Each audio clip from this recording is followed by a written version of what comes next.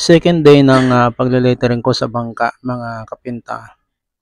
Pero umaga lang ako nag-lettering kasi nung, hapon na ay, masama yung panahon kaya hindi na ako tumuloy sa le-lettering. Natapos ko lamang ito na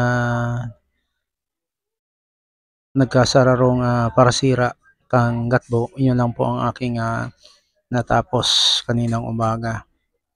Kasi napakainit na rin kaya 10:00 pa lang ay umuwi na ako. Kasi ang, plano ko kapag, mainit na, aalis na ako, babalik ako pagkahapon na hindi na napakainit ng, panahon. Kasi mahirap na po ang, ma-expose tayo lagi sa napakainit na sikat ng araw, lalo pa matagal na oras tayong na-expose. So baka naman tayo ay makakuha ng, sakit na dahilan ng, sa sobrang init ng, araw. Diyan muli kong ginamit yung, camel brush.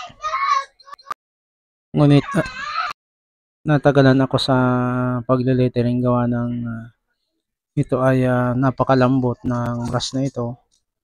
Pero ang kagandahan sa kanya ay hindi mo na uulitin yung le-lettering. Ibig sabihin hindi mo na papatungan kasi makapal na talaga yung kanyang, pintura na nailalagay doon sa iyong nile-lettering. Kanina nga pala madaming mga bata ang naligo. Pero nung na-realize ko na kailangan kong mag-video ng mga tao na naliligo ay, medyo nagsiuwian na yung iba. Pero may nakaunti pang natira diyan na mga bata na naligo at meron pang mga dumating. Maaga kasi yung, high tide kaya madaming bata ang nagpuntahan para maligo sa dagat.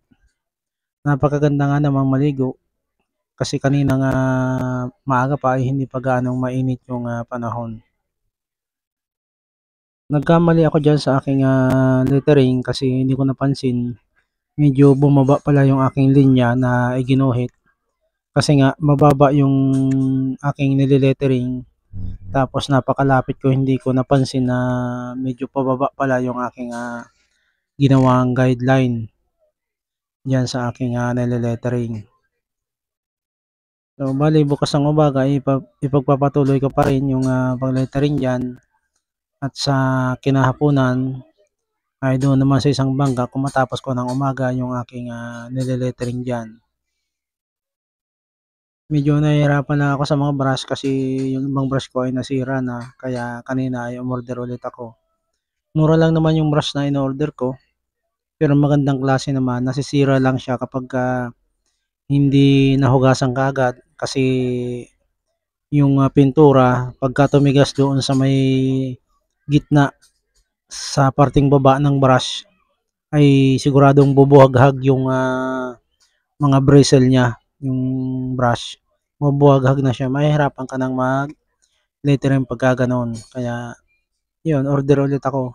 Ang kagandahan nitong hands brushes na ito o camel brush, mahaba siya ang bristle kaya walang nai-stuck na, pintura na puwedeng tumigas doon sa gitna sa may parteng, baba ng brush.